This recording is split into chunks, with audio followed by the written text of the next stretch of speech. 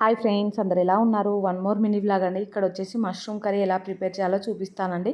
First అయితే oil తీసుకొని దాంట్లో కొంచెం జీలకర్ర, కొంచెం బిర్యానీ స్పైసెస్ ఉంటాయి కదా, అవి అయితే లైట్గా వేసుకున్నానండి. ఇంకా తర్వాత అయితే కట్ చేసిన ఆనియన్, పచ్చిమిర్చి అయితే వేసుకున్నాను. ఇంకా అది తొందరగా ఫ్రై అవ్వడానికి అయితే కొంచెం ఉప్పు కూడా వేసుకున్నానండి. అవి మంచిగా ఫ్రై అయ్యాకైతే అల్లం వెల్లుల్లి పేస్ట్, ఇంకా పసుపు వేసుకున్నాను.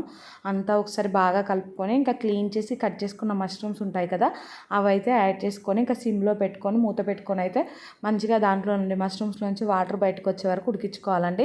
ఇంకా వాటర్ బయటకు వచ్చి ఇలా దగ్గర పడ్డాకైతే దీంట్లో కట్ చేసుకున్న ఒక పెద్ద సైజు టమాటా వేసుకున్నాను. అదంతా ఒకసారి కలుపుకొని తర్వాత దాంట్లోకి సరిపడా కారం, ఉప్పు, ధనియాల పొడి అదంతా వేసుకొని ఇంకా కొన్ని వాటర్ యాడ్ చేసుకొని ఇంకా కర్రీ మొత్తం దగ్గర పడే వరకు అయితే ఉడికించుకోవాలండి. లాస్ట్లో కొత్తిమీర వేసుకొని దించేసుకోవడమే అండి.